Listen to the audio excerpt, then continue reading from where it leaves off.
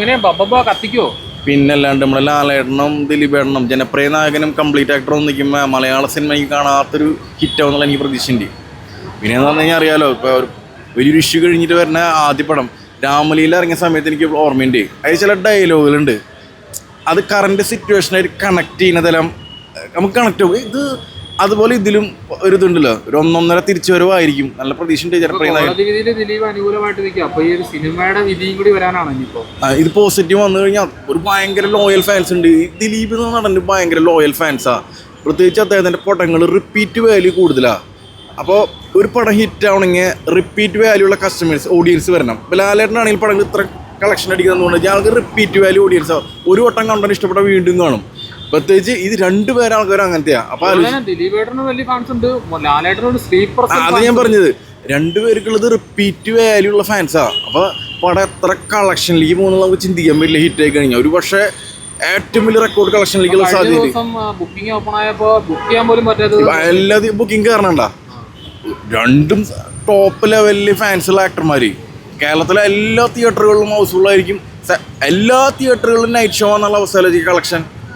അത്രയ്ക്കും പ്രത്യേകിച്ച് അദ്ദേഹത്തിൻ്റെ ലോയൽ ഫാൻസിന് ഇത് സക്സസ് ആവാന്ന് അറിഞ്ഞു കഴിഞ്ഞാൽ അവരത് എടുത്തിട്ട് അടിക്കും. ഇതിന്റെ റെക്കോർഡുകളൊക്കെ പേടിക്കും. എനിക്ക് തോന്നുന്നു ഇതുവരെ കാണാത്തൊരു ബ്ലോക്ക് ബസ്റ്റർ റെക്കോർഡ് അടിക്കാൻ സാധ്യതയുണ്ട് ഈ ബബ്ബ. പ്രത്യേകിച്ച് നല്ലൊരു എക്സ്പെക്ടേഷൻ ഉണ്ട്. ആ പടത്തിന്റെ മേക്കിങ്ങും ഒരു ആഘോഷ സിനിമയാണ്. ബുക്കിംഗ് രാഗത്തിലൊക്കെ ഞാൻ നോക്കുമ്പോൾ എല്ലാ തിയേറ്ററുകളും ഹൗസ്ഫുള്ളാ. ഒക്കെ ബുക്കിംഗ് ഇതാ. ആഘോഷ ചിത്രങ്ങൾ ഹിറ്റ് അടിച്ച പിന്നെ നിൽക്കില്ല കളക്ഷൻ. നമുക്കറിയാലോ, രാജമാണിക്കും ലാലേട്ടൻ്റെ പുലിമുരുകനൊക്കെ കണ്ടിട്ടില്ലേ? അതുപോലത്തെ നമ്മുടെ എനിക്ക് ദിലീപേട്ടൻ അങ്ങനത്തെ ഒരു ആഘോഷ ചിത്രം വന്നില്ലെങ്കിൽ ഒന്ന് റൺവേ ഒക്കെ നല്ല ഇതൊരു മൂഡ് പടമായിരിക്കും. പ്രത്യേകിച്ച് Christmas vacation, new year family അടിച്ചു കയറും.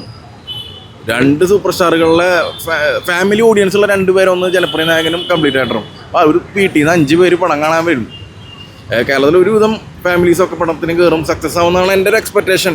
വളരെ നല്ല രീതിയിൽ തന്നെയുള്ള ഒരു ഇതാണ്. നമ്മളിപ്പോൾ ടീസറായാലും ട്രെയിലറായാലും സോങ്ങുകൾ ഇറങ്ങിയതായാലും ഓരോ നിമിഷവും നമുക്ക് പ്രതീക്ഷയ്ക്ക് വകയുള്ള ഇതാണ്.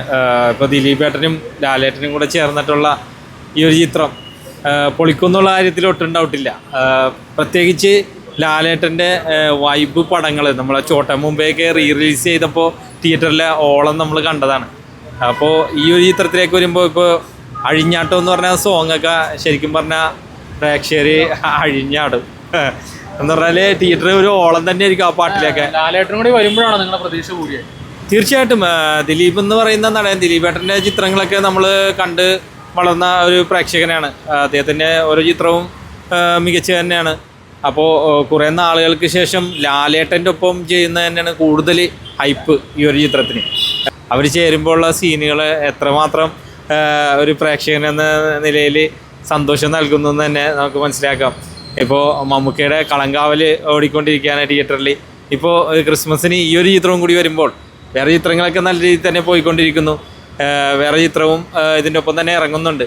പക്ഷേ ഈ ഒരു ചിത്രം 100 കോടി ക്ലബ്ബിൽ കയറുമെന്നുള്ള കാര്യത്തിൽ ഇപ്പം തന്നെ ഉറപ്പിക്കാം.